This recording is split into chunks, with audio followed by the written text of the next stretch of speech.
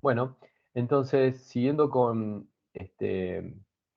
la diapositiva siguiente, eh, es válido contar, digamos, sobre la planificación en dos niveles, es decir, que la aplicación de esta técnica requiere la existencia de dos planificadores, uno de alto nivel que trabaje con los procesos que se encuentran en la memoria principal y uno de bajo nivel que trabaje con aquellos procesos que se encuentran en la memoria virtual.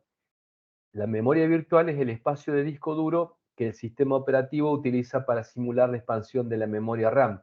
Y acá, si ustedes se van dando cuenta, está cobrando, digamos, vida lo que comentaba hace ratito con respecto al tema de lo que estaba haciendo referencia de que los procesos que estaban en ejecución pasaban a disco. Entonces, esto demuestra y en forma clara y es contundente lo que dice la diapositiva de que estamos trabajando con scheduler o administrador de memorias que tiene dos niveles. Obviamente uno tendrá que ver con el que, eh, digamos, tiene memoria RAM y la otra, el que está usándose en ese momento en memoria virtual y que será candidato para pasar, digamos, a ejecutar en el siguiente espacio de memoria. Bien, para seguir con la diapositiva siguiente, decimos que cómo funciona esto de dos niveles. Se carga en memoria principal cierto subconjunto de los procesos ejecutables. El planificador se restringe a ellos durante cierto tiempo y periódicamente se llama a un planificador de nivel superior para ejecutar las siguientes tareas. Elimina de la memoria los procesos que hayan permanecido en ella el tiempo suficiente y obviamente para poder hacerlo deberá llevar un control estadístico o un control, digamos, contable que amerite, digamos, poder deducir cuál es el que más tiempo ha llevado, cargar a memoria los procesos que hayan estado en disco demasiado tiempo y de nuevo el mismo proceso estadístico contable que tenga digamos, como candidato aquellos que sean posibles para poder subirlo nuevamente a memoria. Los criterios que podría utilizar el planificador de nivel superior para tomar sus decisiones son cuánto tiempo ha transcurrido desde el último intercambio del proceso, cuánto tiempo de CPU ha utilizado recientemente el proceso, qué tan grande es el proceso y los procesos pequeños no causan problema porque obviamente terminan digamos, seguramente no aplican. ¿Qué tan alta es la prioridad del proceso? Y aquí podríamos utilizar de nuevo round robin, planificación de prioridades o cualquier otro de los demás métodos que creamos conveniente, inclusive como recién vimos, de ir bajando de prioridades a medida que, perdón, va bajando, no finaliza, va bajando, digamos, a otro quantum, a otra lista que se va incrementando, etcétera. Ahora surge la idea de ver el concepto tal cual es. Hemos partido del concepto de trabajar con procesos que cuando hacemos control al sub, vimos el administrador de tareas, vimos que hay muchos procesos ejecutándose en simultáneo. A partir de eso empezamos a inferir distintas temáticas para llegar a ver qué es lo que se está ejecutando en paralelo. Este rango de información que vemos como la tabla, digamos, de proceso, donde tenemos en esta tabla de proceso datos relativos al proceso en general para cuando alterne la ejecución o esté listo, el estado del proceso, el contador del programa, program counter, el apuntador de la pila, la asignación de memoria, el estado de los archivos abiertos, información de contabilidad y planificación, etc. Todo esto es formará parte del contenido del bloque. Esto es lo que forma parte, digamos, casi al desnudo, la información del proceso, lo que estamos interactuando, intercambiando, etc. Entonces, si tuviéramos que describir cada una de estas partes, decimos que el bloque descriptor, que forma parte de este proceso, donde dice que todo proceso se describe mediante su estado, el nombre, recurso asignado, información contable, etc., la estructura de datos será el operando de las operaciones sobre los procesos, recursos y del planificador, que es el scheduler. Aquel que piense y relacione todo lo que habla o lo que estoy hablando, lo relacione en formato programación, podrá pensar que el proceso podrá ser un objeto que tiene todos estos datos que después se manejará, digamos, con cada nueva ejecución. Habrá un nuevo objeto. Entonces estaríamos hablando de una clase objeto. Entonces, los campos de la estructura son el estado del CPU. El contenido de esta estructura estará indefinido toda vez que el proceso está en estado de ejecutando, puesto que estará almacenado en el CPU que indicada por el procesador. Tendrá registro de flags, tendrá el número de procesador donde se está ejecutando, tendrá el campo de memoria, describe el espacio virtual y o real de direccionamiento según la arquitectura del sistema. Y acá es importante pensar que es de acuerdo a la arquitectura del sistema. Y cuando hablo del espacio real o virtual, obviamente habrá un mapeo de memoria, pensando que eh, tengo un espacio de almacenamiento de una dirección dentro de este lote, de bloque descriptor, que hará referencia a la información que estará guardada en la partición, digamos, en el sector donde está donde comienza los 500 gigas, por ejemplo, ¿no? Entonces, eh, digamos, tendremos un mapeo y bueno, todo lo que involucra a cuando uno ve y trabaja con en la parte teórica de intercambio de información o reemplazo de páginas en memoria principal, ¿no?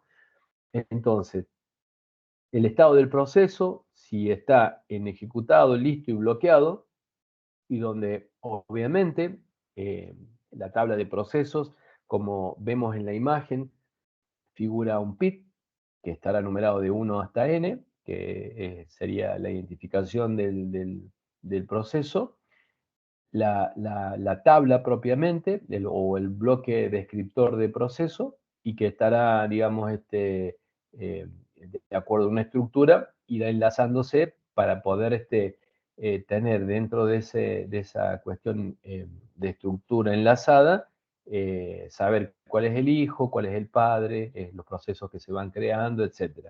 Entonces, básicamente, ¿qué tendríamos en esta tabla de proceso? Lo que vemos acá, tiene el ID, el estado del CPU,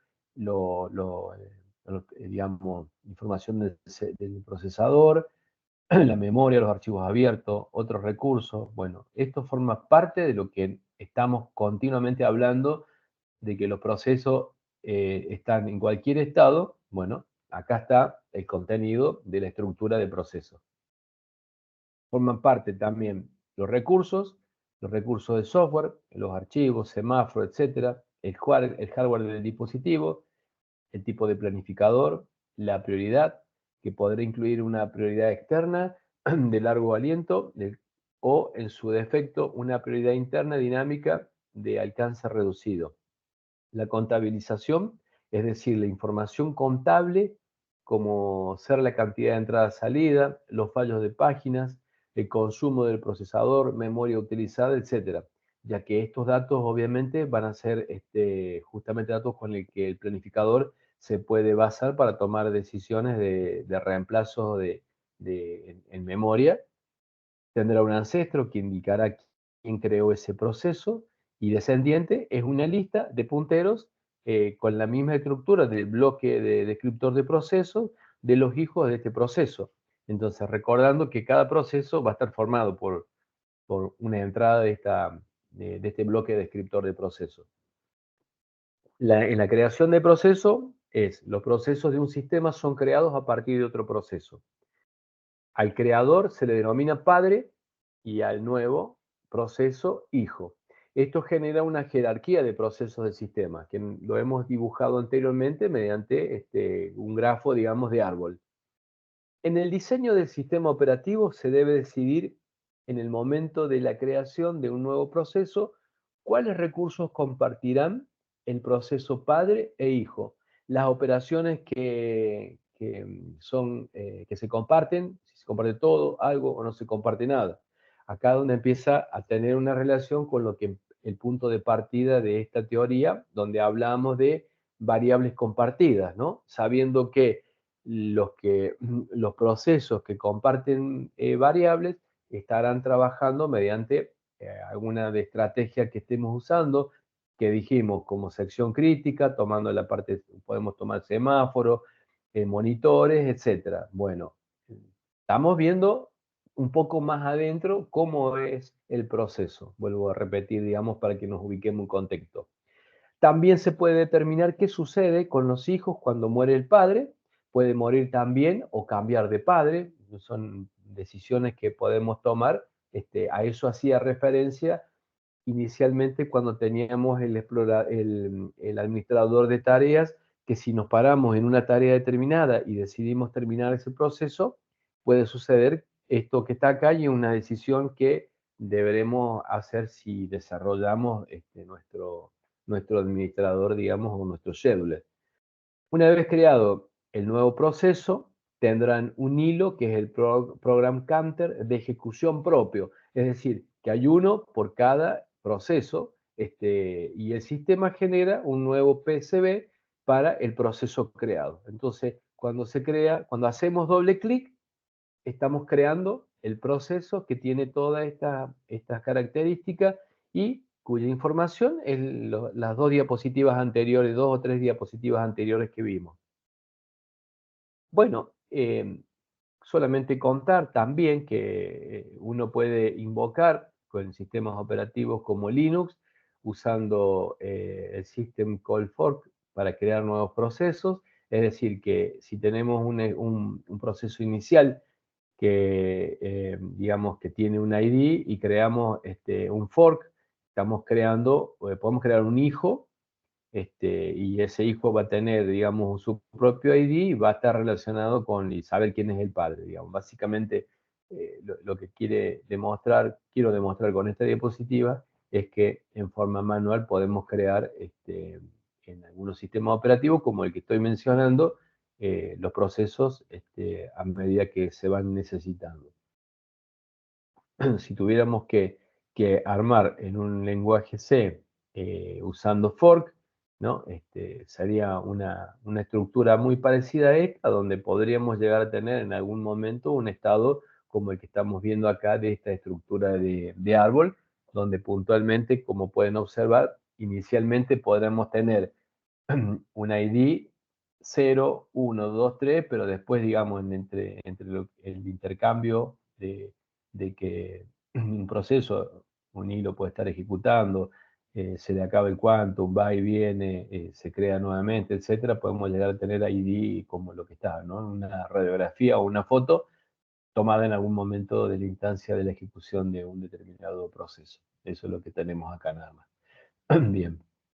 Lo cierto es que en el proceso, en la lista y cola de procesos, como podemos ver que la tabla de procesos que tiene el program counter, los registros, el etcétera, mejor dicho, tienen una estructura parecida a la que estamos viendo, donde tenemos la cabeza y el último registro, donde esta estructura es importante, también se lleva esta estructura en el disco, como podrán ver acá cuando dice disk unidad 1 o terminal unidad 0, que esta administración para poder ver y poder, digamos, sacar un proceso de ejecución, cuando vuelve al mismo estado como si hubiéramos hecho un paréntesis. Ese paréntesis es posible guardar los datos que están siendo ejecutados para que posteriormente continúe la ejecución desde el lugar que lo dejó. Digamos, es como que estamos haciendo una tarea, ponemos en suspensión de tiempo, hacemos otra y después activamos nuevamente el reloj para continuar exactamente desde el punto de donde quedamos. Y bueno, se maneja en base a esta estructura que obviamente el scheduler dispondrá para tomar, digamos, las decisiones según la política con la que haya sido desarrollada.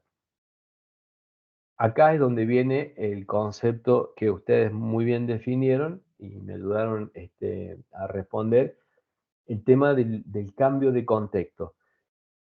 A la tarea de cambiar un proceso por otro proceso se denomina cambio de contexto, context switch. El cambio de contexto entre procesos implica las siguientes tareas. Salvar el estado del proceso, es decir, los registros, los informes punteros de memoria, etcétera, que están ejecutando en el PCB.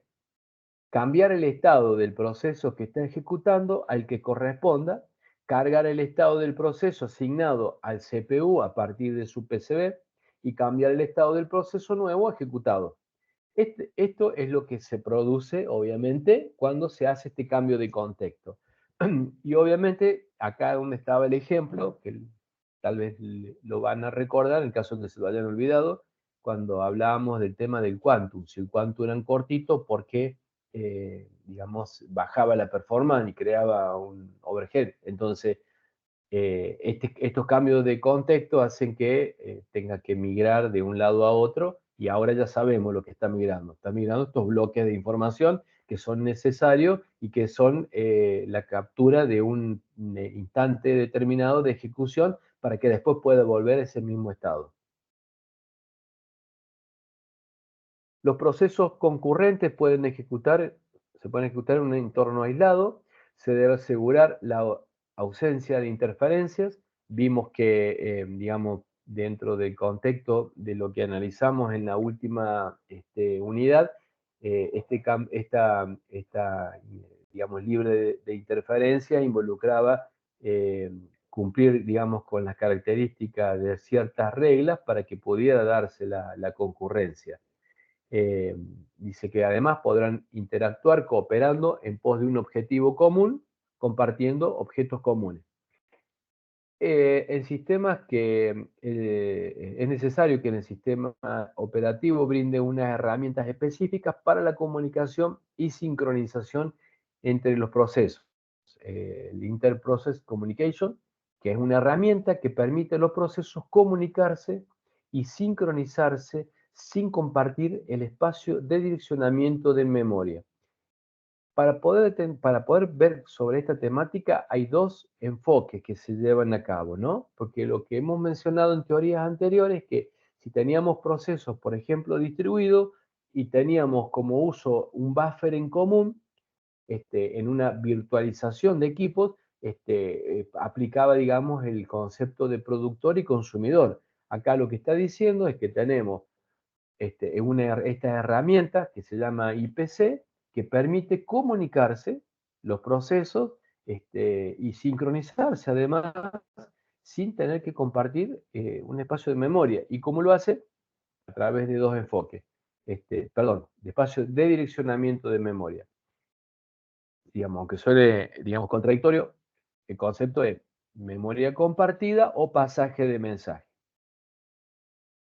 Esto básicamente, los procesos con esta frecuencia suelen a veces necesitar que ejecutándose dos procesos A y B, en el primer caso, el proceso A está ejecutando, em, em, tiene que esperar a que el proceso B llegue a una instancia para poder enviar la información o lo que necesite para que B lo pueda recibir y mientras se queda en una espera, es decir, que el tiempo de haber empezado antes, digamos, se ve degradado el tener que esperar un proceso B o viceversa, digamos que el proceso B puede haber iniciado y en un momento dado, digamos, tiene que esperar la espera de la información del proceso A y cuando ha finalizado pueden continuar ambos la ejecución.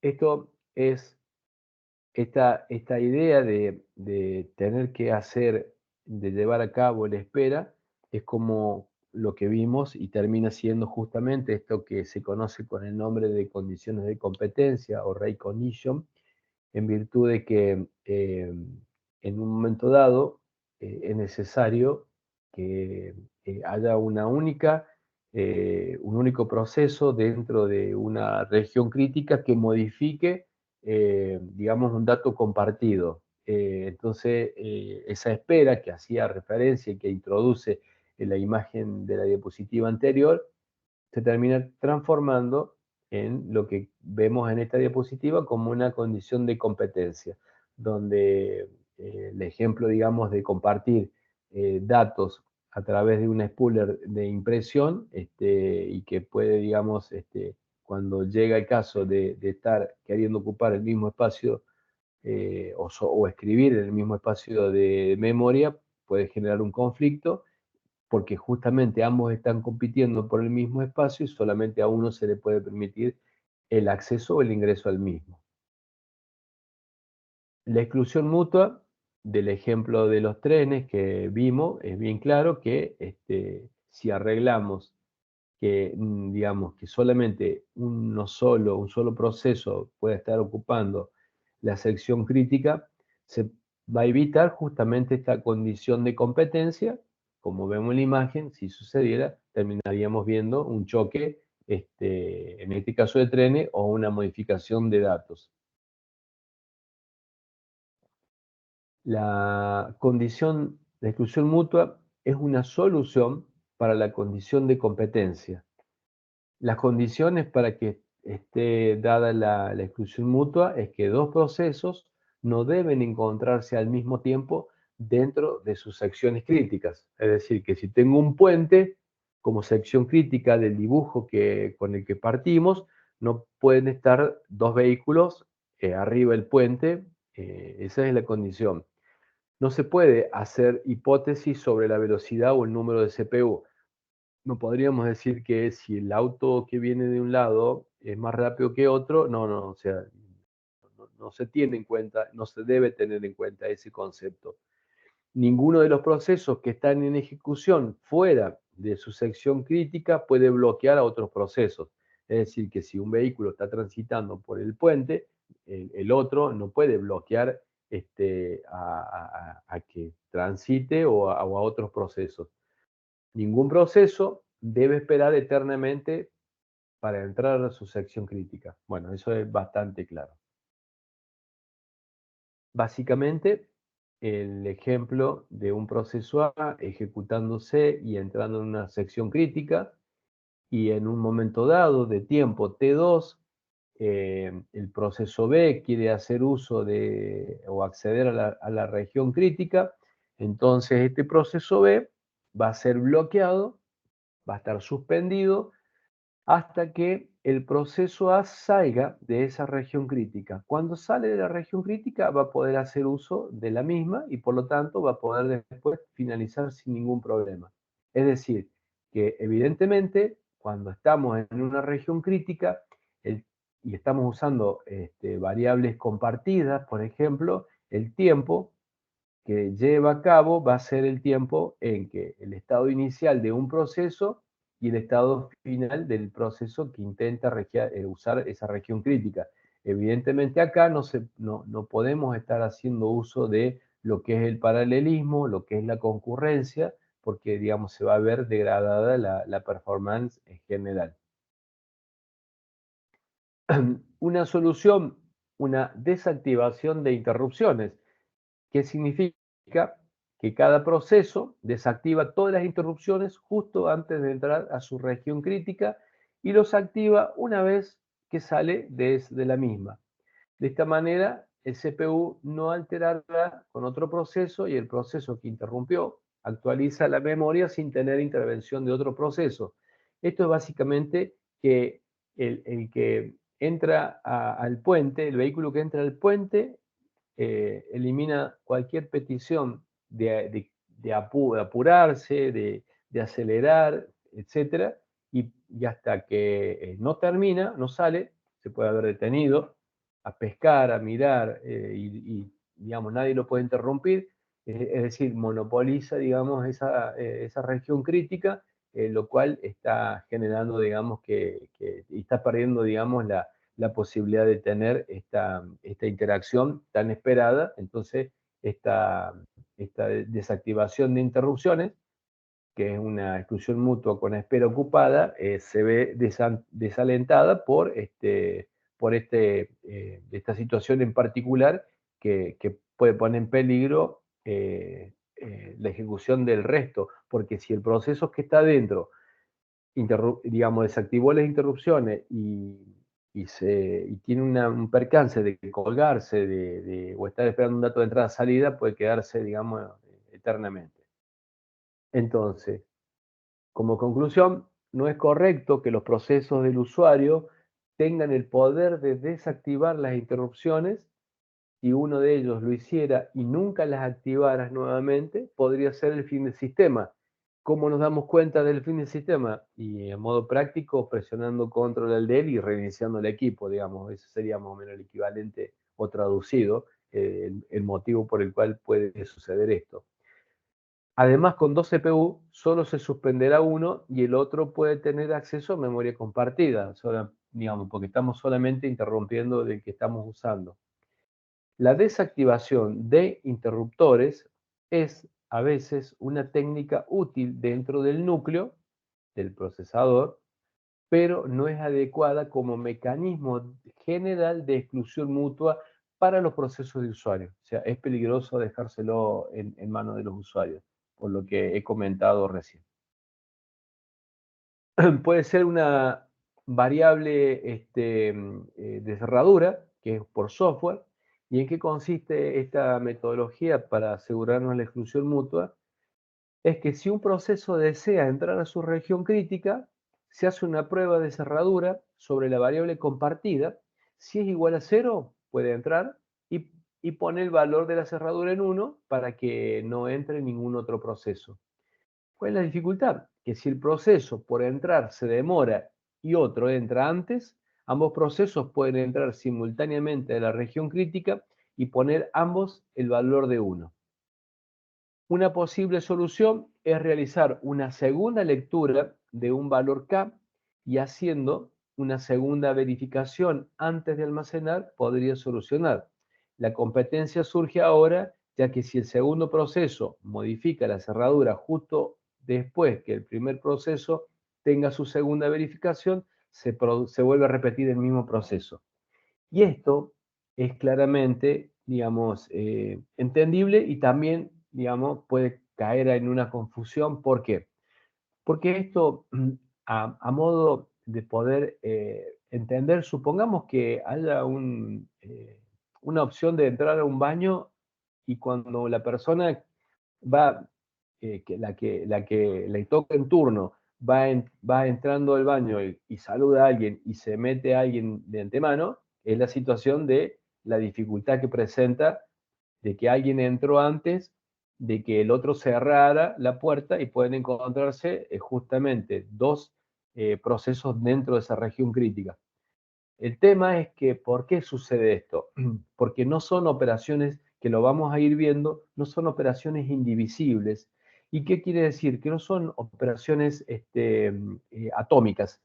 Entonces, como no son operaciones atómicas, hay una demora de tiempo entre, entre que sucede una opción y la otra. Entonces, mirándolo, digamos, sin tener el concepto de esto que es indivisible, puede presentarse esta dificultad de entender cómo puede entrar otro proceso antes de que haga uso el que está entrando. Es porque no es indivisible la operación. Si fuera indivisible, es decir, una unidad atómica, entra el proceso, cierra y chao, y se termina. Esa es la cuestión de por qué estamos teniendo dificultades en esta solución. Bien, la alternancia estricta. La prueba continua de una variable en espera de que aparezca un cierto valor se llama espera ocupada. Esta práctica debe evitarse, puesto que desperdicia tiempo de CPU y debe usarse cuando la espera sea corta. No es buena idea cuando los turnos de uso de la región crítica es más lento que otro y puede violar la condición 3 que vimos hace rato, que es de bloqueando, pues no se puede ejecutar debido a la concurrencia de un evento externo. Está esperando un evento externo, no lo puede concretar y por lo tanto la alternancia no se, digamos, se quiebra. Esta solución requiere que los dos procesos alternen en forma estricta su entrada a las regiones críticas respectivas, que ninguno debe entrar dos veces seguidas, y aunque la idea de este algoritmo elimina los conflictos, no es el candidato serio como solución. Ahora el algoritmo de la alternancia estricta. Y acá está el ejemplo de un pedazo de código donde en el punto A vemos que, bueno, A y B se ejecutan siempre. Obviamente que turno será distinto de 0 o distinto de 1.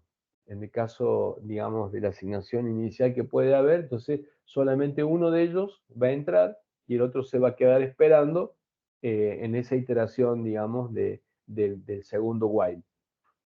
Entrará a la región crítica, podrá cambiar el turno para que pueda entrar el otro, y después seguirá en su región no crítica. Esta alternancia, como recién comentaba, se ve debilitada cuando entrando a la región crítica espera un proceso de entrada-salida, un evento externo, y va a imposibilitar que termine ejecutándose el cambio de turno, lo cual genera, al tener esta dependencia, se corta, digamos, y no es una buena solución. En el año 1968, Dijkstra generó una solución sencilla a este problema mediante la exclusión mutua usando el concepto de semáforo binario, ¿no? Esta técnica permite resolver la mayoría de los problemas de sincronización entre procesos y forma parte del diseño de muchos sistemas operativos y también de lenguajes de programación concurrentes. Un semáforo binario es un indicador de condición S que registra si un recurso está disponible o no. Y un semáforo binario solo puede tomar dos valores, 0 y 1. Si para el semáforo binario S es igual a 1, entonces el recurso está disponible. Si está, y bueno, la tarea se puede realizar. Si S está en 0, el recurso no está disponible y el proceso tiene que esperar, tendrá que tener su cola de espera. Los semáforos solo permiten tres operaciones sobre ellos: espera, señal e inicializar. En un pseudolenguaje más entendible, la operación P puede denominarse wait o espera, y la operación B se toma como signal o señal. La operación B se denomina a veces subir el semáforo, up.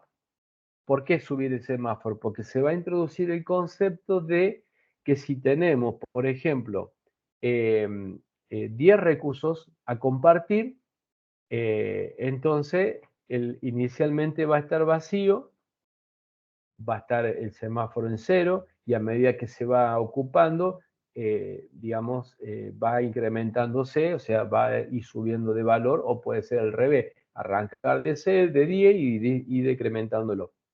Y la opción P se conoce también como bajar de semáforo, down, y también se conoce con el nombre de signal o white.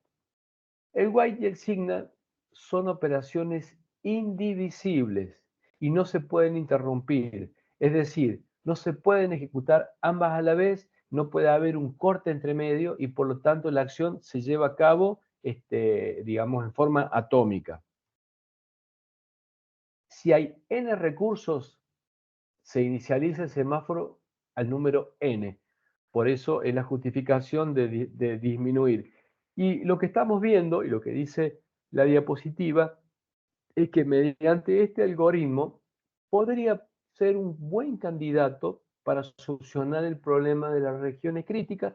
¿Por qué? Porque acá, usando, digamos, justamente estos primitivos de White y Signal, es decir, que los que permiten incrementar y decrementar el recurso, o el semáforo, perdón, este, al ser indivisible, harían que si quiere entrar, en el ejemplo que decía recién, a un baño, eh, accedes y pone y cierra la cerradura del mismo. O sea, no tiene una acción que podría algo, otro proceso entrar. Esto es lo que garantizaría en principio este concepto de indivisibilidad.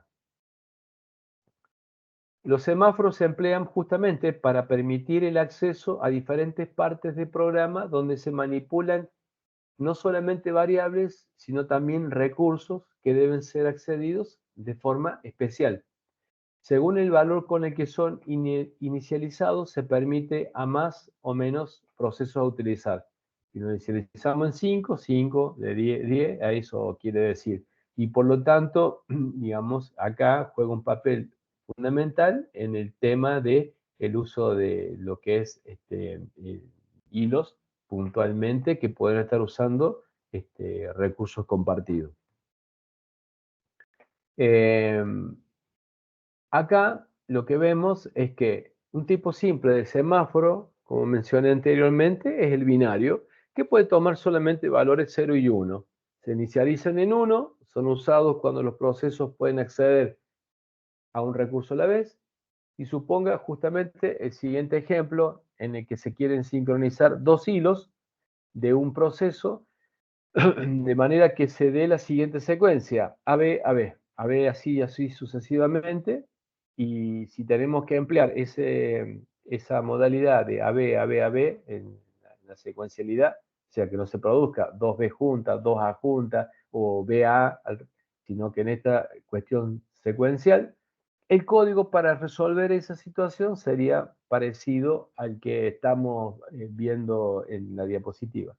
No vamos a entrar en detalle de ejecución del mismo, pero digamos, si lo indagan o lo profundizan mirando la bibliografía, lo van a poder entender el por qué hace esta cuestión secuencial de el proceso A primero y el B, y así intermite hasta que termine, digamos, se no termina nunca. Esto aparece en el concepto de el problema del productor para resolver el problema del productor y del consumidor mediante semáforos, donde acá se utilizan tres semáforos. Uno, full, que cuenta el número de entradas ocupadas. Empty, que cuenta las entradas vacías. Y mutec, que garantiza que el productor y el consumidor no tienen acceso simultáneo al almacén de buffer. ¿Y esto es por qué? Porque cuando el productor pone mensaje, pone, el consumidor, la primera vez que el productor pone un mensaje, está habilitado para consumir. Pero ¿qué pasa cuando el productor pone, llena el buffer? Y como llenó, ya no puede seguir produciendo porque el consumidor no lo consume. Entonces, ¿qué hace? Cuando llenó la cantidad, digamos, que pudo completar el productor se va a dormir o se va a bloquear automáticamente, y mientras se va bloqueando, en forma inmediata el consumidor consume todo, y como no tiene más para consumir, se bloquea y termina de bloquearse el productor. Entonces ambos están bloqueados y ninguno de los dos puede desbloquearse porque los dos están bloqueados. ¿Y esto por qué? A pesar de que cuando uno explica este concepto puede entender que esta situación no se puede dar. No se puede dar cuando la operación es indivisible. Cuando la operación no es atómica, puede darse este problema y por lo tanto bloquearse mutuamente, lo cual generaría una catástrofe en el sistema, y por lo tanto es necesario utilizar mecanismos donde se garantice que pueda estar no solamente uno de los semáforos, digamos, manejando esa región crítica, sino que además pueda ejecutarse en forma atómica, como en el caso de lo que vimos anteriormente. El algoritmo de uso de esto, lo van a ver en la diapositiva, está hecho en lenguaje C, lo pueden copiar, pegar en algún compilador online y ver cómo funciona para que puedan tener un panorama más completo. Bien, el problema del productor y consumidor mediante semáforos, los ejemplos a analizar, que lo van a hacer ustedes como trabajo de casa, va a ser analizar los ejemplos que se ven y que están puestos en la diapositiva. La referencia como lectura adicional lo pueden ver también en la misma diapositiva. Pueden usar algún otro algoritmo hecho en otro lenguaje, no hay problema. La idea es que ustedes puedan entender el concepto digamos, en forma práctica de lo que estamos viendo, porque cuando hagamos una incursión con el tema de lo que es, eh, digamos, en forma concurrente, distribuida, tener el concepto, digamos, un poco más claro de lo que vamos a ver. Entonces, viendo esto y dejándoselos como tarea, simplemente lo que voy a hacer ahora es generar un espacio una diapositiva de repaso de lo que hemos visto.